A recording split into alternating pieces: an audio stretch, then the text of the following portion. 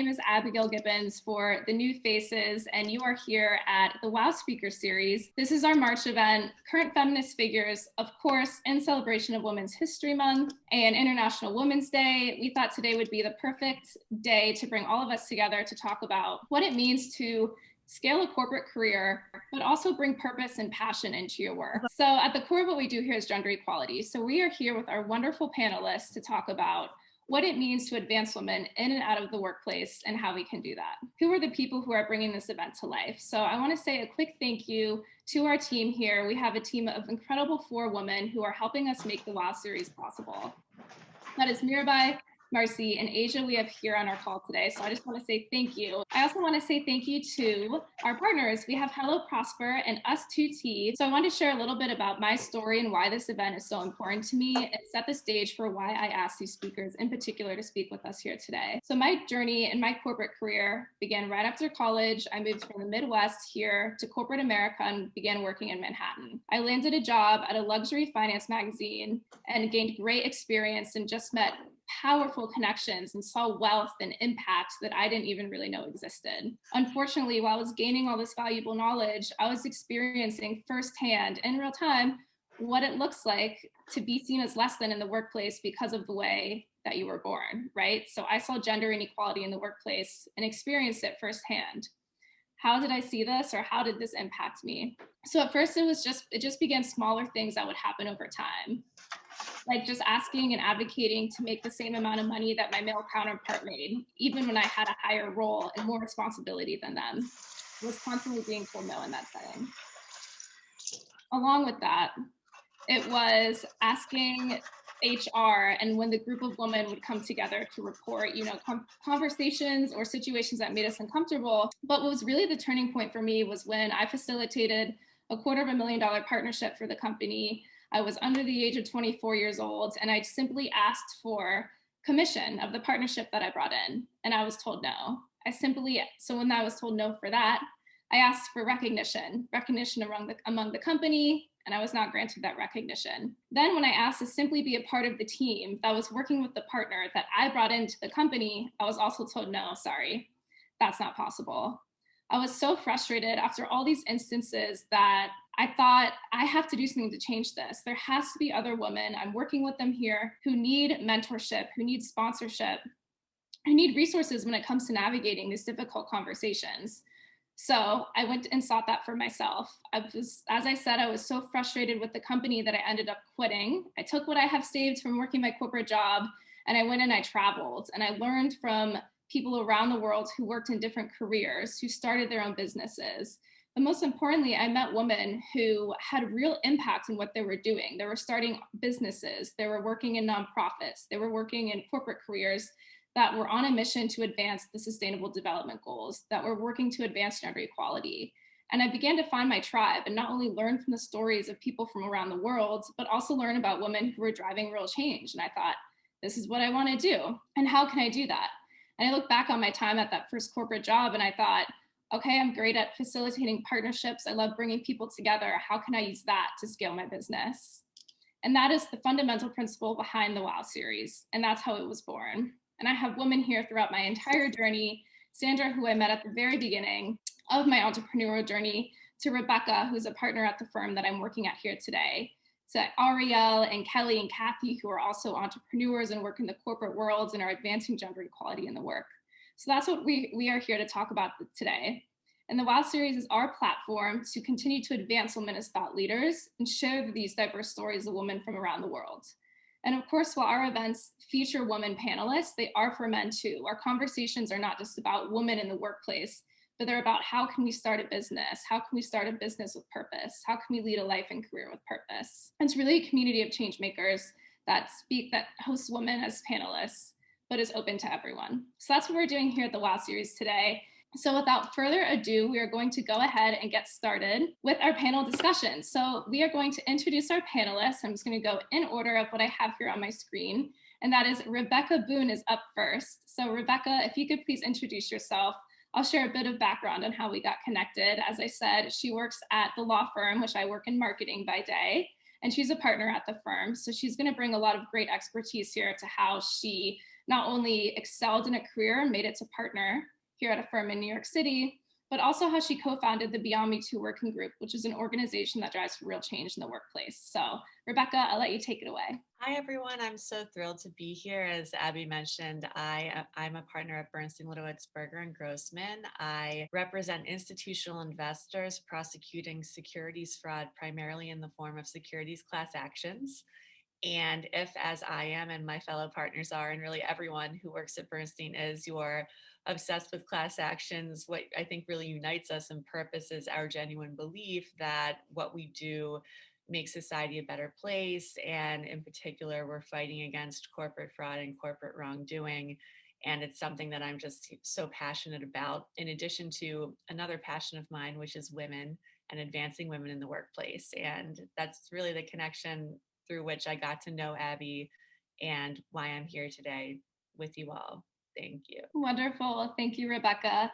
Kathy, you're up next on my screen. If you could introduce yourself and your work with the Feminist Institute. I'm very excited to have you here sharing more about yourself and that organization today. Thank you, Abby. I'm thrilled to be here. Thank you for organizing this. We know each other through Sandra, who's also a panelist on here. She works at SAP, and we were doing some paneling together and also some work together at SAP. I'm the founder of the Feminist Institute, a not-for-profit organization dedicated to collecting, digitizing, and sharing the rich history of feminist art, humanities, politics, and business, and making our archive globally accessible for free. I was that student who wasn't able to travel to do her research, so we're going to make it possible, especially during the pandemic when we can't do that, to make the research available to everybody online. Wonderful. Thank you, Kathy. I'm very excited to get into the questions I have planned for you today. Kelly, you're up next on my screen. Kelly and I got connected through the entrepreneurial world. I was introduced to her through Maggie, which is, as I mentioned, the founder of S2T. And we really connected on just what it's like to work a corporate job and scale a business and have multiple passions, and really break down that barrier of you don't have to just be a corporate professional or be an entrepreneur. How can you leverage both of those communities to find success?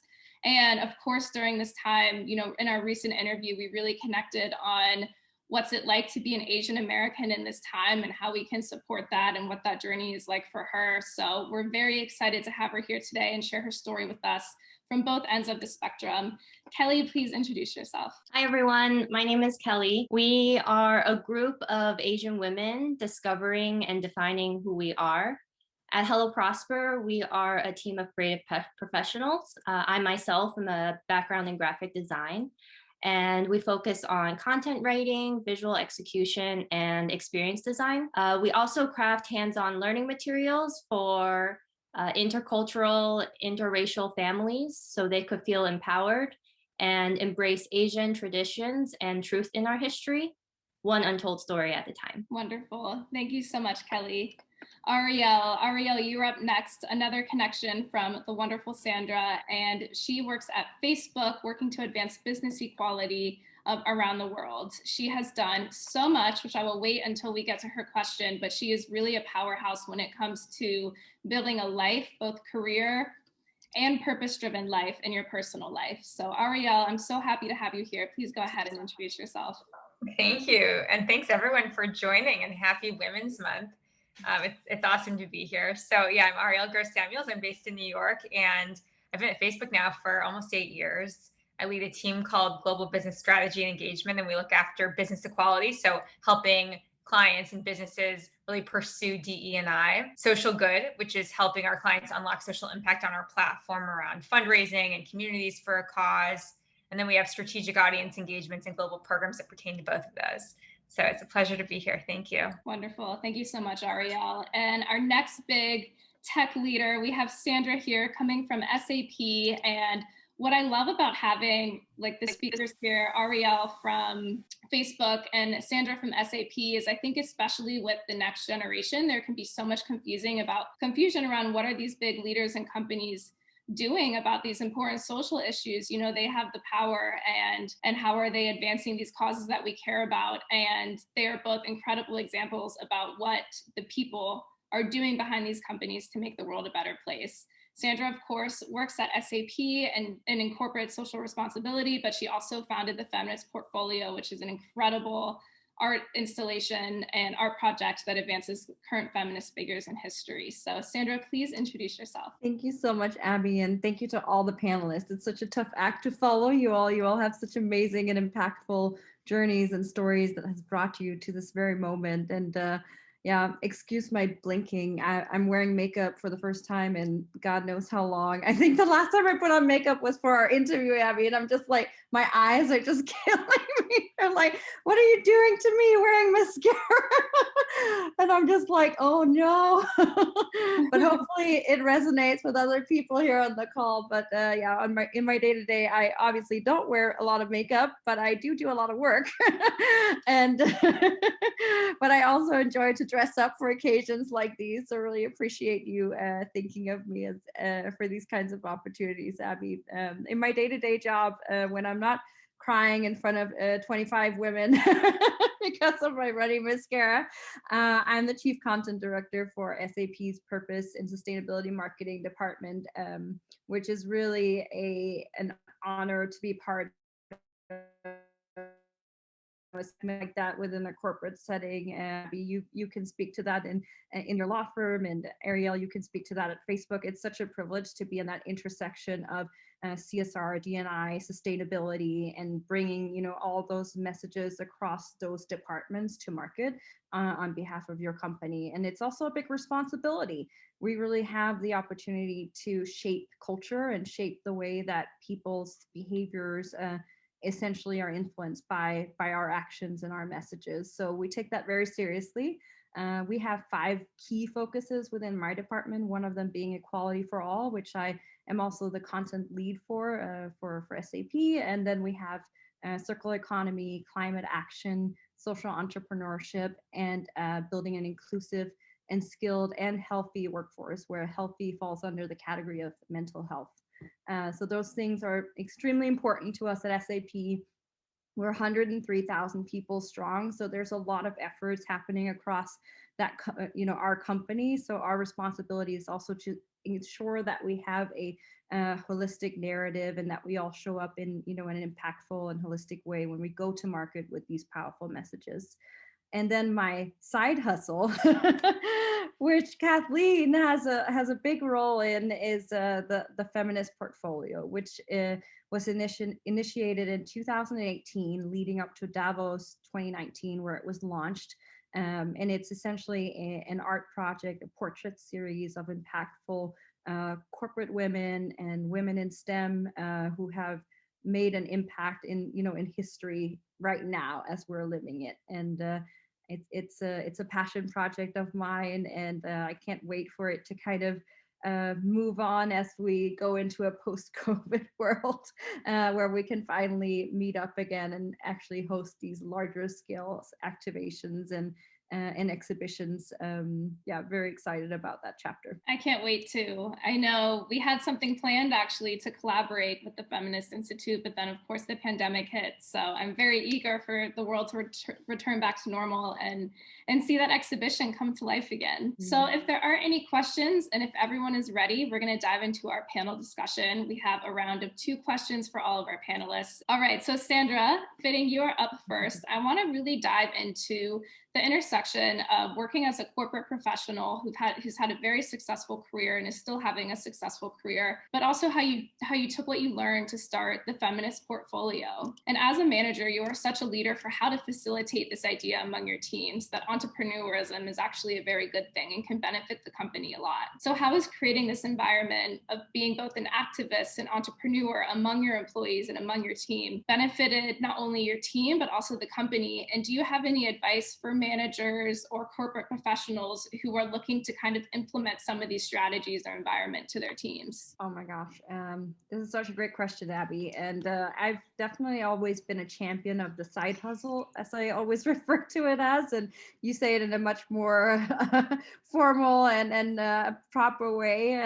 But the side hustle is really important. There's a reason why Google has been facilitating it as like the 10% for ever since its founding, and it's so important and crucial that we work on topics outside of our work that can also bring inspiration into our daily lives and work, right? So I want to just highlight a few examples because I'm so proud of my team members. And one example of an employee that I have in my team is Anina Monteforte. Unfortunately, she's not with us here today because I think it's like 12:30 in the morning or in the middle of the night where she is right now in Egypt, where she's traveling with her nonprofit organization called The World Within Us while maintaining her 40-hour, work week at SAP.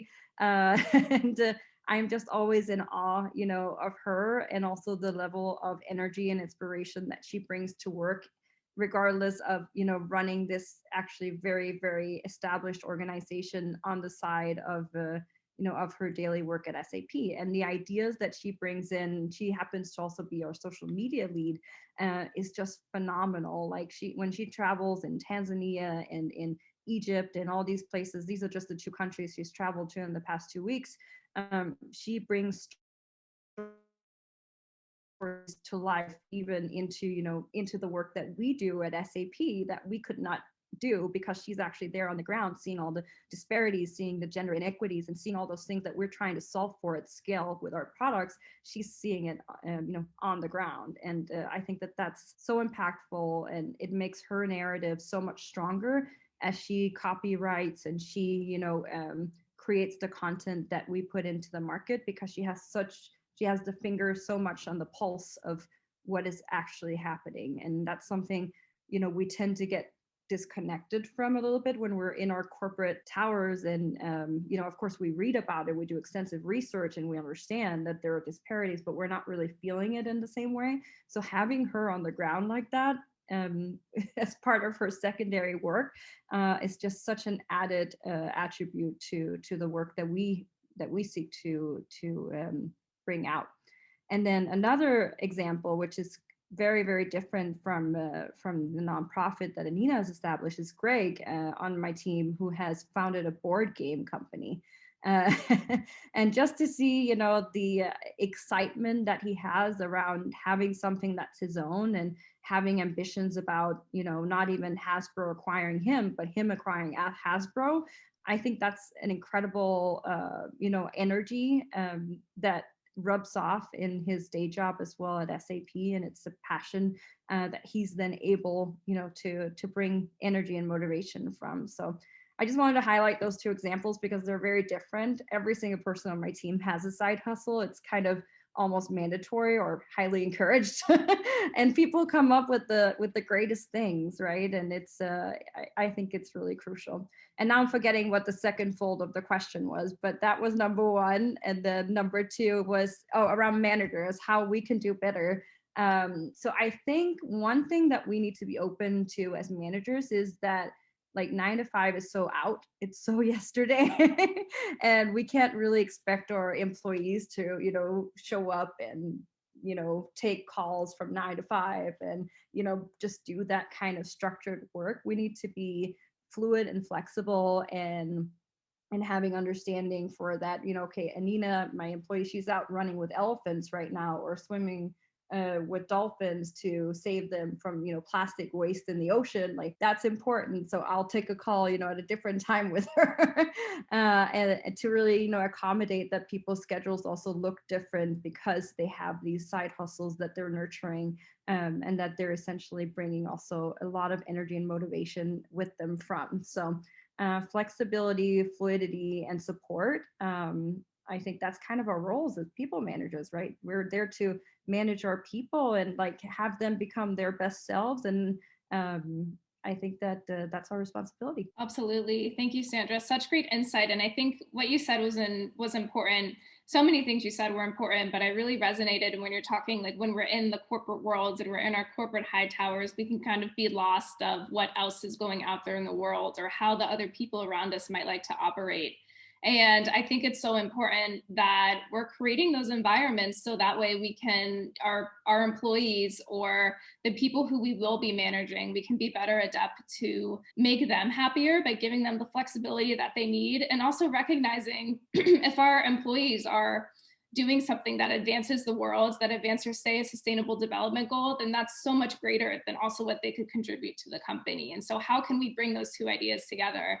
And I love what you said, Anina's example. Anina's also spoken at the WOW series, and I love what she's doing. But what's so important about what she's doing too is I really agree with, and even experienced that myself, is that when you kind of have your pulse on something outside of your corporate role, you can definitely bring more back and see what is going out there in real time. Okay, so on that note, I can't remember if I mentioned this earlier, but Kelly, I want to pop the question over to you next and talk a little bit about how our experiences can shape the businesses that we create. One of my favorite quotes from another WOW series event actually was that we can find purpose in the challenges that we faced. So for example, the challenges that I went through trying to navigate the world and find mentorship as a young female professional, what was born and created the WOW series. And as I was creating this, and we've talked about it, a core pillar of what we do is, if me as a white woman experience these challenges, how much more elevated has it been for my friends, my peers, my sisters of color who have also experienced this to a heightened degree? And how can we bring those conversations to life? And that is so important for us to come together and really share the stories of everyone, not just people who look like us, which can be very easy to do on accident, of course. So Kelly, your story to starting at Hello Prosper was really out of a need to want to identify with your heritage, being an Asian American woman and wanting to learn more about your culture and your background, which is also something that I can relate to as well. And I would love to hear more about your story, about how this journey played out for you, and also how other professionals aspiring to flex their entrepreneurial muscle, or who want to start an entrepreneurial passion but aren't quite ready to leave their corporate job, how can they use their experiences to shape something with purpose, as you did with Hello Prosper? That's a great question, Abby. Thanks for passing the ball to me. So I am the eldest daughter of Taiwanese immigrants. Taiwan is an island nation about south of Japan and 100 miles east of China. And as a daughter of Taiwanese immigrants, I grew up in Philadelphia and about 40 minutes outside Philly in Bucks County. And I was raised and went through the Quaker school system from 3rd to 12th grade. And one, I guess, anecdote that I could share with you all is in high school, during my senior year, the yearbook team asked all the classmates' parents to submit a baby photo and a word of encouragement. And while a lot of my peers received a lot of messages of endearment, I love you, always be yourself, I remember very vividly what my mom said to me was, pay your credit card off every month. And at that time, looking back, it was like, oh, how embarrassing, like they don't love me. This is a really odd moment or embarrassing moment. But, I took that nugget of wisdom with me. And now I work at a corporate bank job and I see the data behind, everyday Americans, and, the credit card rollover is about $7,000 a month and people are drowning, especially during this time. And so, as a grown-up, I really, admire what my parents have said to me, though it was very, pointed. I think that's from like the immigrant experience. And so to be economically safe, because uprooting is not the first choice for immigrants, it's either they were forced out from war, economic opportunities. And so, I think with that, I had a singular goal in my 20s. I didn't date. It was to build my career. And so with that singular goal around my late 20s, I realized, what does it take for me to live a happy, peaceful, independent life? And so that number was around 80K. I could go take my vacations, I pay my bills, I pay my mortgages. And then everything after that is to invest in something that I believed in. So working that corporate job funds everything for Hello Prosper with the leftovers. So that is how I have strategized to launch my organization. So I guess the takeaway is, like, being a minority or having a minority trait is a strength. I love that. Thank you, Kelly. It's so important that we share stories like that. And I found them fascinating to just hear about the different family dynamics or the cultural reasons for why we act or pursue careers and that we pursue. And I love your advice to really leverage your corporate job to fund your outside passion. You don't have to leave. It can actually take so much stress out of launching a business, when you can hire more people to help you, or when you can fund the production behind what you're creating. So such logical and great advice. And then of course, I love what you said, that being a minority is a strength. We definitely need more messages like that out in the world today. Thank you so much, Kelly. All right, Rebecca. So speaking of leaders in the workplace and how we can both start organizations within our workplace and outside of our workplace, you have started an organization as part of your corporate career. So it's not a business necessarily like some of the other women have created, but you co-founded the Beyond Me Too working group.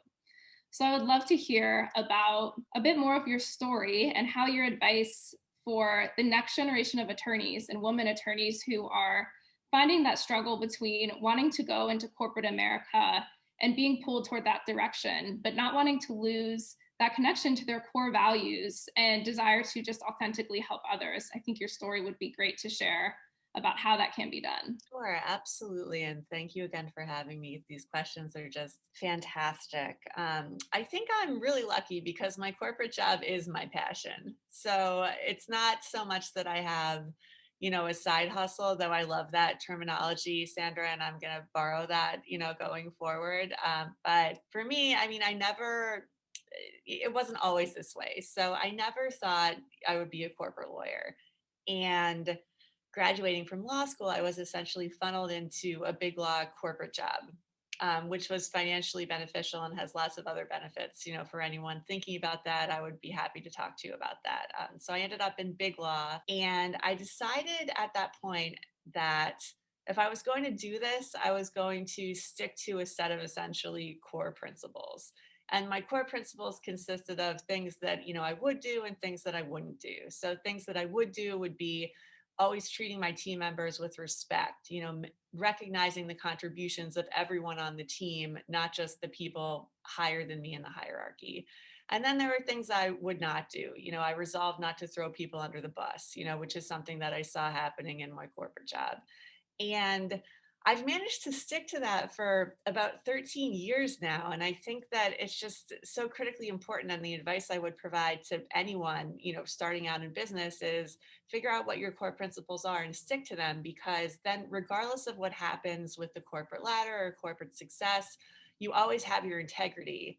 And that's how I think, tying back into Abby's point, you lead a career and really a life with purpose, because you know who you are. Now, to the extent like me, you're able to find a corporate job. And by the way, Abby, I don't really consider myself to be a corporate lawyer, but I think compared to everybody else on this call, I probably am. So we, as I mentioned, represent institutional investors fighting against corporate fraud. And to the extent that you're able to find, a corporate job or any job that is aligned with your core principles, like I have with Bernstein Litowitz, which shares that same set of core values, that's really the goal. And I think the second piece of advice would be, just build your network, work on your network, be a joiner, go to speaking conferences, help organize speaking conferences.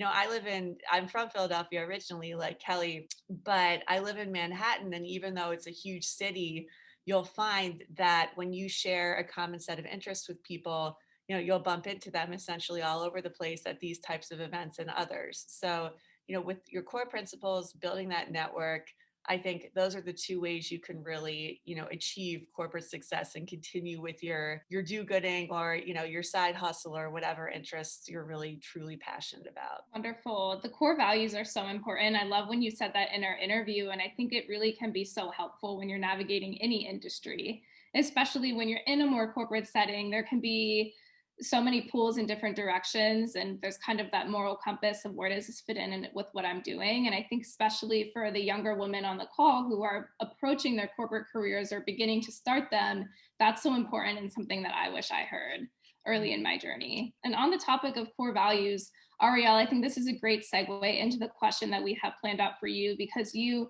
have been taken the ultimate career transition from your time in engineering to now your role here at Facebook. And when we spoke in our interview, you kind of shared a bit about the total evolution. So I want to name drop a little. She's been named to the 30 under 30 in marketing and advertising. She's a goalkeeper for the Bill and Melinda Gates Foundation, and she's helped advance over 200 plus businesses around the world from her work at Facebook. But mind you, that's not where she started. She started as an engineer. So I think your story of how you navigated that and used those core values to build a career that had meaning to you and gave back to others would be so great to share with our audience. So if you could share some of the steps that you took in your story to how to get to where you are here today, especially navigating that career transition, we would all love to hear what that journey was like. Thank you. It's a great question. So, it's interesting. When I think about career trajectory in management, I feel like you can only optimize for one of two things. It's either breadth and sort of expanding your skill set and getting exposure, or depth and becoming an expert on a certain subject matter. And so I've personally optimized for breadth. And so when I think about how I've approached my career, there are three facets or principles that actually have really played an important role. So one is exposure, which is how can I be exposed to as much as possible? And whether that's new teams, different ideas, different projects, like that generally helps me connect the dots faster. So I get it, sort of a bird's eye view of how the business operates. So number one is exposure. And I think I bring that up because that's something probably all of us can implement in our life in terms of raising our hand and asking our managers, hey, what else is there for me to work on? Can I do an apprenticeship? Can I learn more or do a side hustle on another thing? So number one is exposure. Number two is proposal writing. So this is really important. There's a lot of good ideas and there's a lot of interesting conversations that people can have, and that's all good and well. But to actually move the business forward and to actually produce real value and progress, you got to write it out on paper. And so what I found is that being structured and cogent in terms of writing business proposals really helps clarify opportunities and shapes action plans and helps solicit resourcing for how to proceed moving forward. And then I think within that, operating with the first mover's advantage, meaning how can I do this faster than what might otherwise be expected? Because therefore I'm getting the idea that's in my head out on paper in front of someone. I can circulate it with a speed that then helps it get approved, that helps it get greenlit. And the third is interviewing really well. And this, I've been at Facebook longer than the vast majority of the employee base. And I've taken on different roles at the company, and at every juncture, interviewing well is absolutely critical. No one rests on their laurels or their reputation.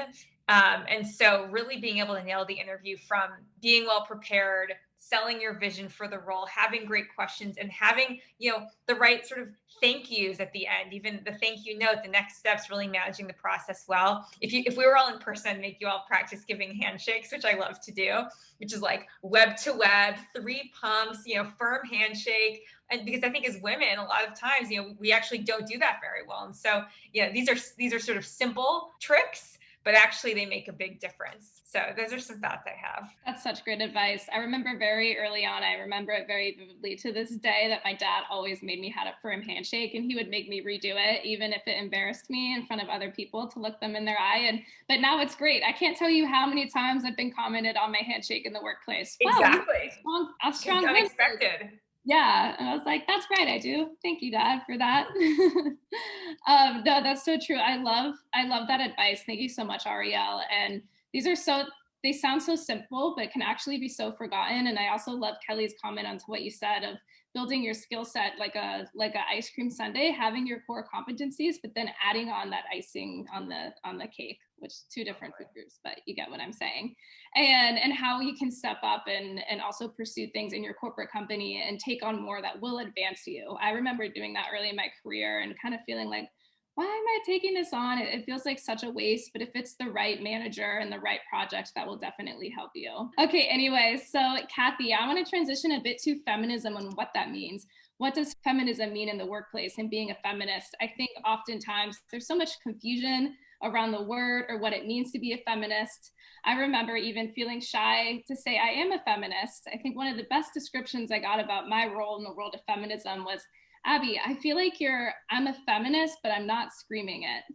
And I think it's so important to discuss, really break down the barriers to being a feminist, what it means, and really encourage everyone to take that on. You don't have to be screaming it. You don't have to be this. You don't have to be what is portrayed in social media. So I would love to hear a bit more about your perspective on this topic.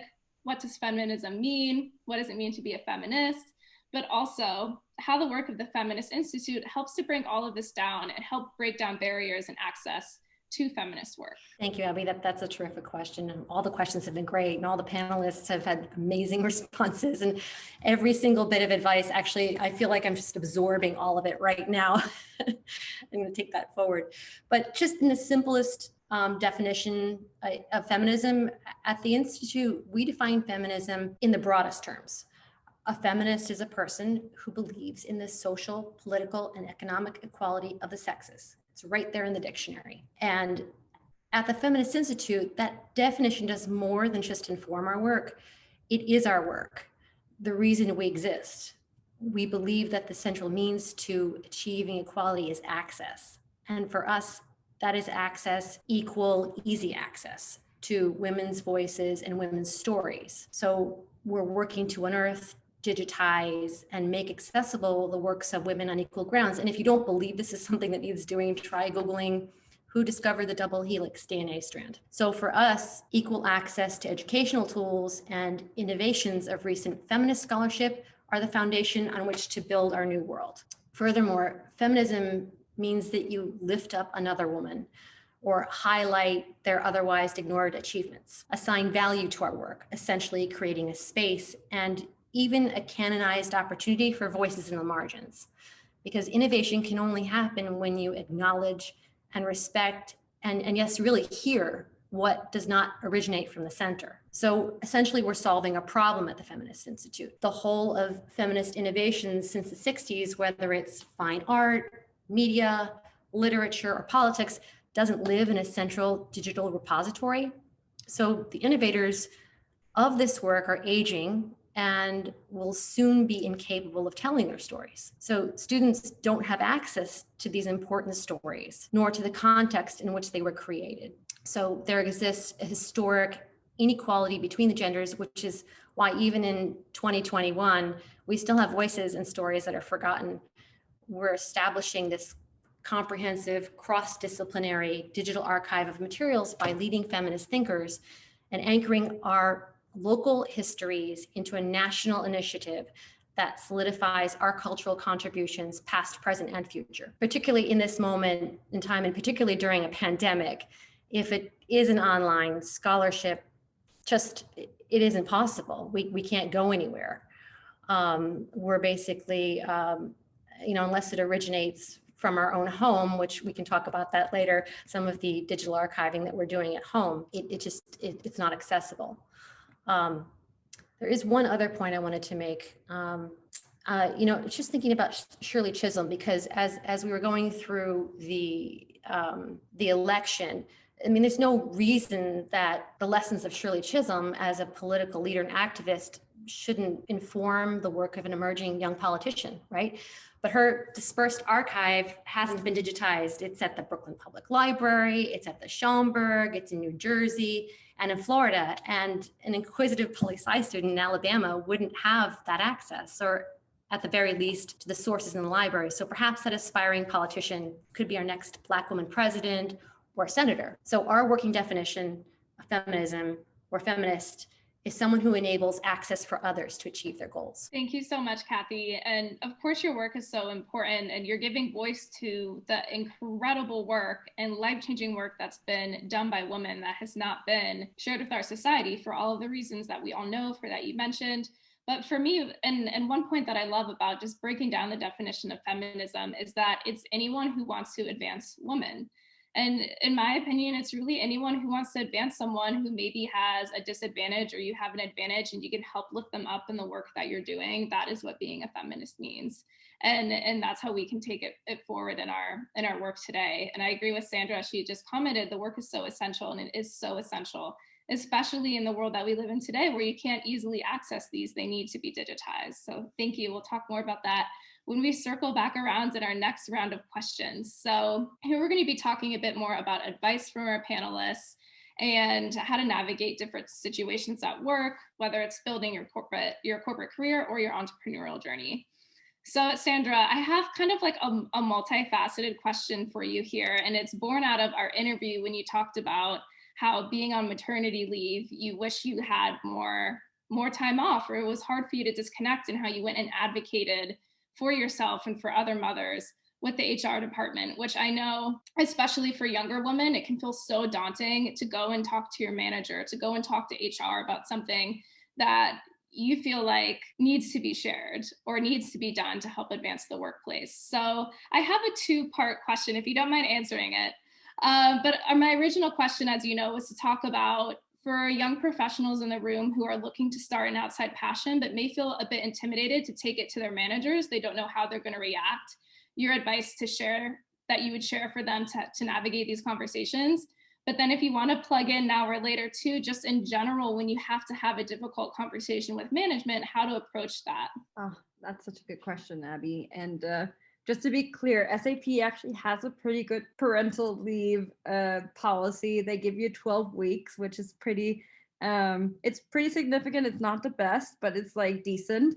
But unfortunately, I was in the middle of a reorganization in the midst of my maternity leave, actually just a couple weeks in, which kind of forced me back into work if I wanted to have any sort of a say in where I was going to end up in that organizational change, right? And I think that was a challenge that I did not predict going into my maternity leave. I felt like I was so prepared. I had, allocated leads and hired temp workers to cover bulks of my work, and I was just super ready to take my full 12 weeks. And then the organizational change happened, and I couldn't have predicted that. No one, in our team could have predicted that. And that's sometimes how it is in a corporate setting, right? But unfortunately, there's no policy set up for what do we do when we have people that are out on leave, whether it be parental leave or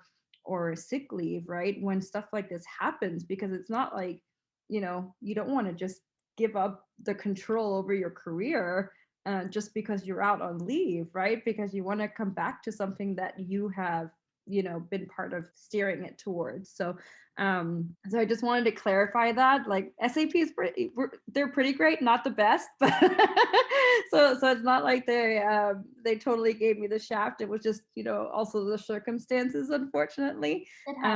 But it was a very, very tough situation. And I ended up choosing going back to work early, which was, obviously also my own choice. But I felt like anyone that takes their career seriously would have made that choice. And it's something that I'll probably always regret a little bit, the way that I handled it. I should have probably been more strict around, this is where I want to be in the organization, and now I'm going back on leave. I didn't do that. I stayed, where, now I have to make up for that time. And that's kind of the silver lining of COVID, is that I have been able to work from home with my son, right, who's now 14 months old, and this year has just flown by like crazy. But it's it was a difficult situation, and I'm sure I'm not the first one to have been in that situation. That's also why I went to HR and I said, we need to come up with structures for when a reorganization does occur, when people are on leave, and they want to feel like they have somewhat of a control of where their career will take them, without jeopardizing or without completely making people come back before their time is due, so to say. And so that's something I'm really passionate about.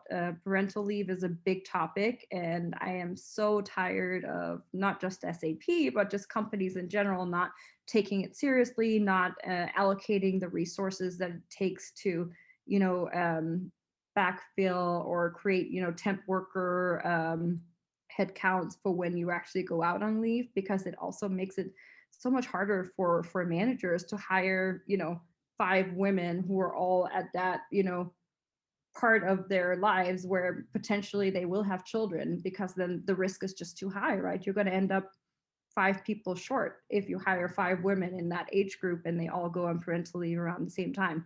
And it's just it's a broken link in the system and it needs to get fixed. And it's something that I was never really aware of until I was living it. And we need to change that immediately because it's just too big of a risk.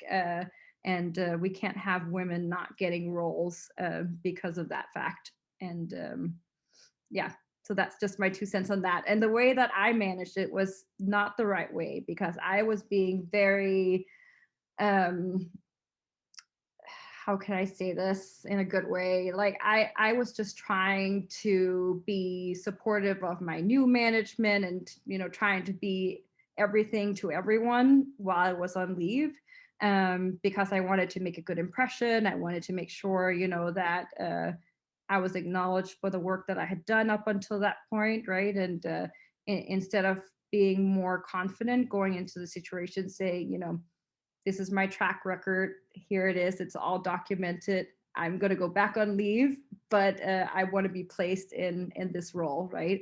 I did not end up landing in the role that I wanted to be in. So that was the positive, but the negative was really the lost time with my infant who, you know, he was very, very young. He was only a couple of weeks old when I went back and, you know, it was just too early. And I don't want that for anyone else. And I know that it's, you know, it's also like a luxury problem because there's some people who don't get any leave even to this day because it's America, and America's crazy when it comes to parental leave policies. Yeah, but we have to change it. We have to make it better. And that's what I'm championing for within SAP and beyond, right? So I'm being very vocal about it also externally. Thank you so much, Sandra. I love how candid you are with your story and that you share that. It's so important. And I think often it may be uncomfortable to share, or it may be uncomfortable to hear, you know, if you are the one who's receiving this on the other end, but it's so important. And I think the summary is that if you use your voice, even though it might feel uncomfortable, you'll get practice flexing that muscle, but also you're stepping up to make the world a better place for the next generation, for other mothers, whatever cause it might be. So thank you so much, Sandra, for stepping up. And of course, I'm sorry that you had to go through that. It's a learning curve for all of us. You know, both sides of the table are learning, right? How to better navigate these situations. And Kelly, I want to lead this to you for our next question. When we're talking about sharing the stories of other women, advocating for other women, how can we step up and use our voice? The platform of Hello Prosper is that, to share the untold stories of women in Asian American culture, but also that benefit all of us who are listening to these stories. So on this topic, I would love to hear your advice and also your experience for how to uplift other women in the workplace with us, whether it's women who identify with us culturally, they're also Asian American women, or whether it's just another entrepreneur in the space. How can we uplift the next generation of women so they don't have to face the same challenges? And also, how is work like Hello Prosper really helping to advance this? That's a great question. Thanks for asking. So I guess this is a multi-pronged question. So I guess I would like to start with and kind of echo what people have been saying about, you know, really trying to harness the power of expression. And what that looks like to me is to use your words and voice our perspectives more frequently and loudly and proudly in every aspect of our lives. And for me, it took me a long time to figure that out. I remember I went to a lot of these conferences like this. I'm like, one day I'm going to be a panelist. So, you know, this is still very uncomfortable for me, but I knew that it will take time. And I'm very grateful to be among, you know, all of you. And so, you know, as a minority, it's either, you know, gender or race. The majority will not acknowledge your unique experience until you deliver your message first. And, you know, the most innovative companies today is looking for fresh ideas, right? And just by being myself and not shying away from parts that might feel not like it would fit in, I am the leader of that space, right? So if, you know, people turn to me and find the white space of, you know, something's missing in this organization, I can, you know, try to make my own opportunities there.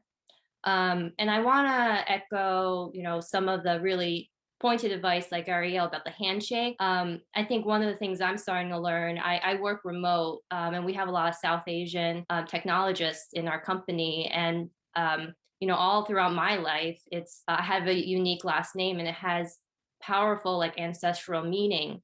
And I think one of the tips I would like to give is go the extra mile to get people's names right? Because I do it myself. I don't see like the face, so sometimes it's hard for me to get the name right. And if I am not sure, I ask up front, or I am and be like, how do you pronounce your name? I want to get it right. And for example, I was like signing up for this email automation, and I remember the woman on the other line said my last name right, and I was just taken aback because that never happened. And so that really makes a good connection of, okay, yeah, I'll buy your product, just like going the extra mile to just do your research and to just identify them as an individual. And I think the last thing I want to leave is leaning into intergenerational relationships. I think, there's so much power in having a broader lens of learning from older and younger folks. It reminds me that I'm not the first or the last person to experience challenges. Thank you, Kelly. That's so important. I'm going to go ahead and own up to the fact that one of my biggest learning curves in starting the WOW series is getting people's names right.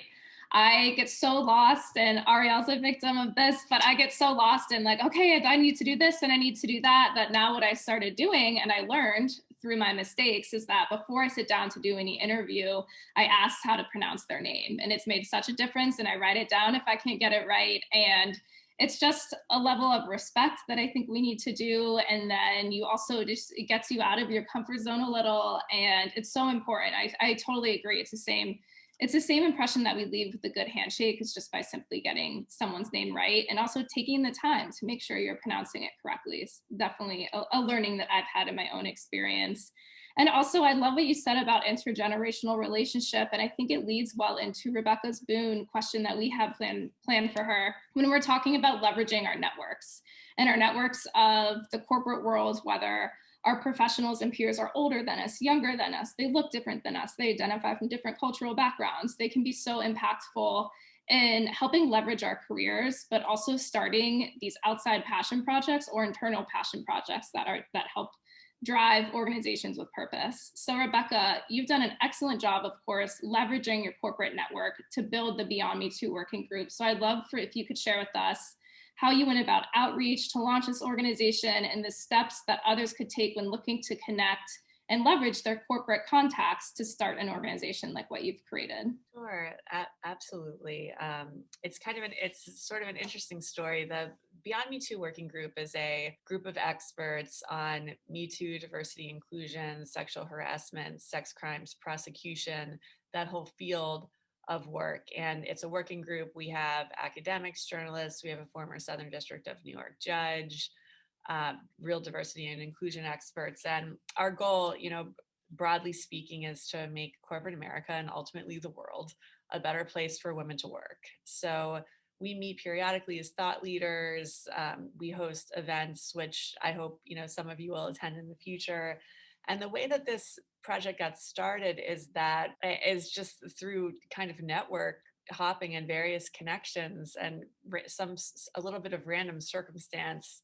A former Big Law colleague of mine, who's now a professor at the University of Toronto, put me in touch with her friend, an NYU professor who was putting together a panel on Me Too related issues. And I've been really fortunate in that I've been prosecuting at Bernstein really the first successful securities cases ever involving Me Too allegations. And those were our cases involving Fox News, and also our case involving Signet Jewelers. So I was selected to be on this panel. And when I got there, a fellow panelist, her name is Brandy Sellings, and she happened to be on the Council of Experts that we had put in place as part of the settlement. And the job of that group is to essentially reform the sexual harassment culture at Fox. I engaged in a lively discussion with my fellow panelists. There was sort of a meet and greet afterwards, and I bumped into a woman who I had met actually at the hair salon, because as we were waiting for our roots to get done, we just sort of started chatting about women in the workplace, as you do. And she runs a hedge fund and happened to be at that conference. And through this sort of networking upon networking, we were able to identify the experts that we wanted to comprise our group. So really just a combination of, networking, contacts and contacts of contacts, and then independent research on our own to identify, who's really the most qualified in the field. And I also have to say, I just received such support from the superiors at my firm for this project, in particular, my partner, Hannah, who I think is here this evening, has been so supportive of this initiative, other partners at the firm, and that getting that buy-in and having that support at your corporate job for, your quote unquote side hustle, as Sandra calls it. I mean, once you have a combination like that, really, that it just relieves so many of the obstacles that you face in getting something like this going and keeping it going, particularly in these COVID pandemic times. So that's really, networking, contacts, luck, and research is how we populated our group. Thank you, Rebecca. I do like to believe that we attract our network and we attract the people for the right reasons, whether it's at the hair salon or at the conference or wherever it might be. You're leveraged. You always are somehow connecting with people who are like-minded in the work that you're doing. But yes, no, thank you so much. That is great advice too, and how connections can kind of be serendipitous and lead to organizations like the Beyond Me Too working group.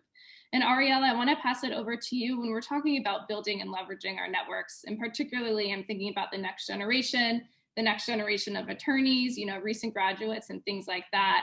You have a very impactful role, both in society and at Facebook. So I'd love to hear a little bit more about the work that you do at your role at Facebook. I find it fascinating. But then, of course, how you can build that network and leverage it to help you take to the next level in your career, and how we can really facilitate that network of people who will sponsor us and champion us. Yeah, this is such a good question.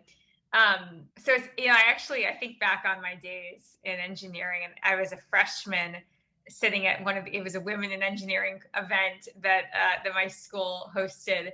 And the guidance was choose something completely outside of engineering to go and do. Like completely different, just choose something that's an extracurricular that you can go and pursue.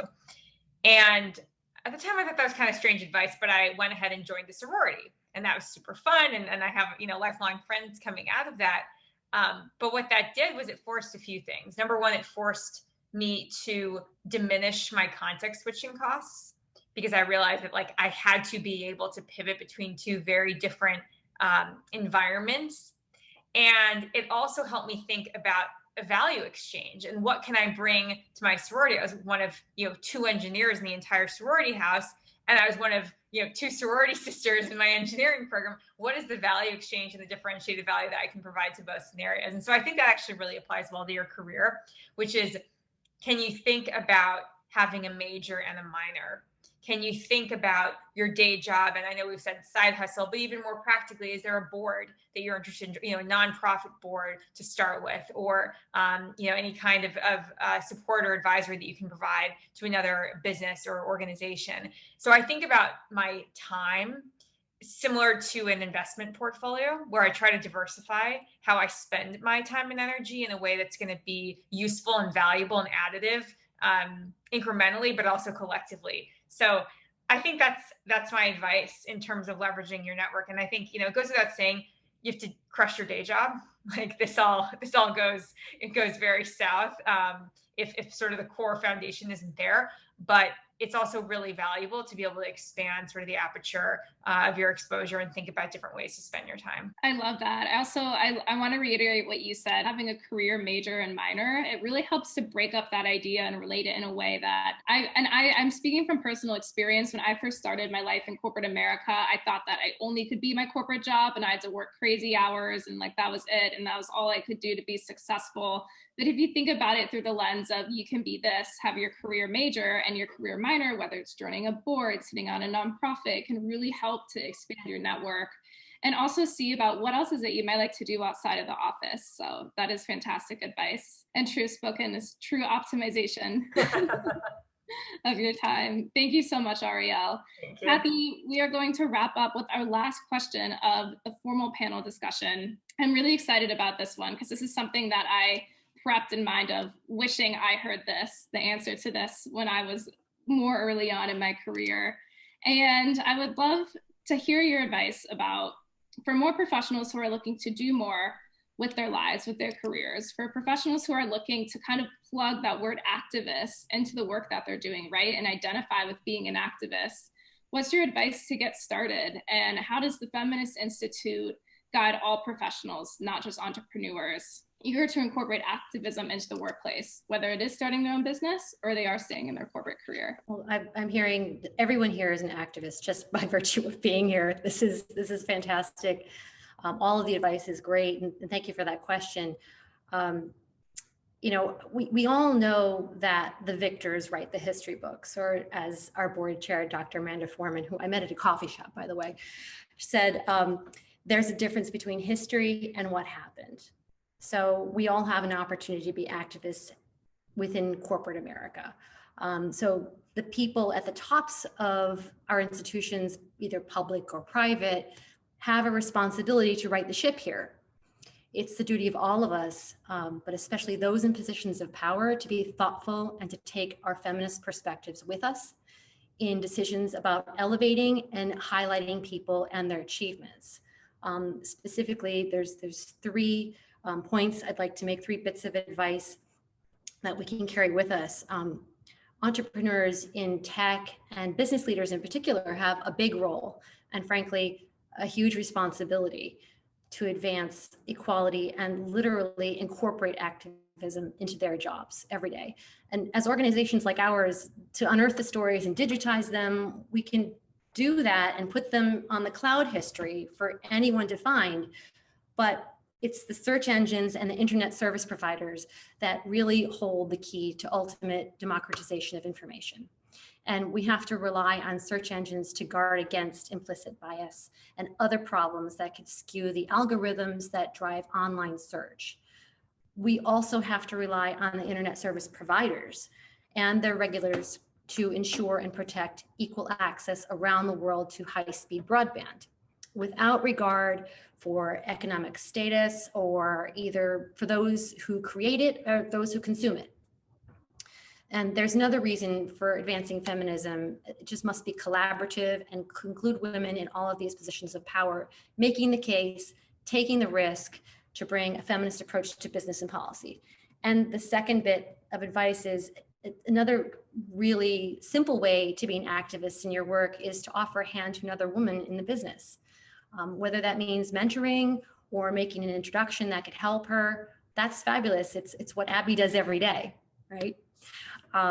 So our version of activism includes a respect for identity and affinity within women's feminist contributions to culture. And that means collaborating with one another and or supporting fresh scholarship by encouraging a look back into history to make the future more inclusive through innovation. And that could include some shoulder boosts, having people sit on your shoulders, allowing that to happen. And if we value what we've achieved, or at least valuing the experience of time, then those who follow in our footsteps will be able to build on our work. So at the Feminist Institute, we often say that feminism is collaborative, or at least it ought to be. Wonderful. Thank you so much, Kathy. You keep using the word innovation, which I really like too, because typically when I think about innovation, I think of a Facebook or I think of an SAP, I'm thinking it specifically in the lens of big tech leaders or impressive startup companies or, but innovation is really can be trickled down to our day-to-day life. And how are we, like you said, uplifting the next woman? How are we being innovative in any way that we can to advance our colleagues, to advance the women who come after us? And just to wrap it up from my perspective, I love what the Feminist Institute is doing, because for me, it really helps me reflect back and think about how did I get here today?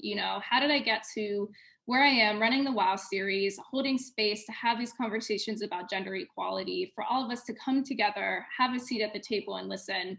And that's because of not only of the women, like all of the panelists and everyone here attending today, all of you, but it's for the feminist activists like those featured in the Feminist Institute, in the Feminist Portfolio. They have paved the way. And all we can do is continue to move the needle forward in any way that we can. And I remember too, I used to think like, well, I'm not an activist. I still don't know if I even see myself as one, but I just know that I wanted to leave the world a better place than how I came into it. And what can I do to do that? And how can I mentor the women on my team or the women in my network? And I think if we break it down just to think about it in that perspective of how can you trickle it into your day-to-day life? How can you be a bit more innovative in how you're leading your life to advance your friend or the woman next to you, or make that connection? You know, just by being in the power of connection and facilitating this panel, I do feel like I'm actually contributing to moving that needle forward in the way that I know how. So I wanted to do a little popcorn with our speakers to share any closing advice, remarks that they have with their group of women today. Feel free to take yourselves off mute, or I can popcorn you around. Any closing advice that you have that you'd like to share? I'll share the advice that my mom always gave me, which is if not now, when, and if not me, who. Mm-hmm. And I just think that's a really important reminder. You know, sometimes our default thinking is that someone else, of course, is prepared and ready and built for this and should take the lead. And you have to remember that you are equally capable and many times more capable. And so raising your hand, leaning in is really valuable, and having that confidence. Wonderful. Thank you, Ariel. I love that quote. And it's something we talked about this too. It's like, it just, when I'm feeling stuck or unmotivated, it's that kind of mentality. Well, if I'm not doing this, then who is? Because of course we're seeing all these different women's groups that are coming together to help advance women, advance equality. But if we're not seeing it happen fast enough, or not in a way that we like, what can we do to step up to the plate? So I love that. If not now, when? If not me, then who? Thank you, Ariel. Kelly, Rebecca, Sandra, Kathy. I can say, if you can articulate your conviction, it will become a reality. I love that the idea of proposal writing actually is the concretization of that. But I think as soon as you say it and you have the confidence to say it, then your mind starts thinking about how to make that happen. And the other bit of advice is be your own best archivist, value your own innovations, and just keep a notebook handy and save all of your work, because the next person that comes behind you will certainly need to build on that to create something for the future. I love that, Kathy, that archivist perspective. that's very helpful.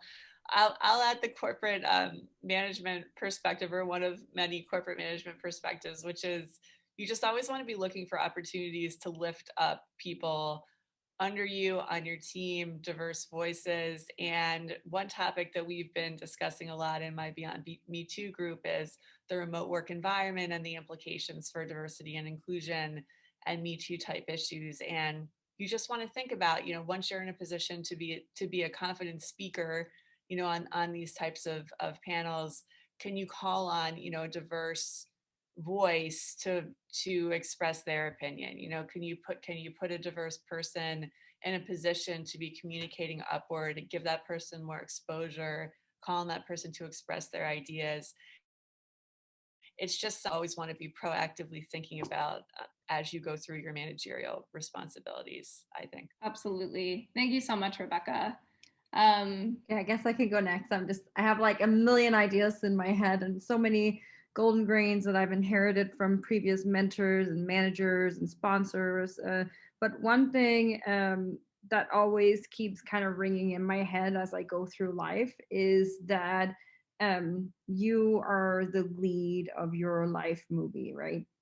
This right here that you are part of and you are living, that's your life and you're the lead in it, and you can decide where you want to take it. And I will inspire and encourage everyone to lead a life with purpose, because you're going to just be so much more fulfilled. You're going to leave such a much better footprint on this earth. And I think we owe that to the next generation, because why are we here? You know, we're really here we inherited something, and eventually we're going to leave a legacy to the next generation, and let's make it a good one. Wonderful. Thank you so much, Sandra. Kelly, I don't know if you want to bounce back off of anything that she said. Yeah, I'm a big history buff, same with Kathleen and Rebecca. And I think one thing I would like to impart is just to know your history and don't fall victim of propaganda. Wonderful. A whole nother topic, and something that I've been seeing when we're thinking about the conversations and the circles that we create ourselves. You know, how are we always making sure we're hearing both sides of the conversation?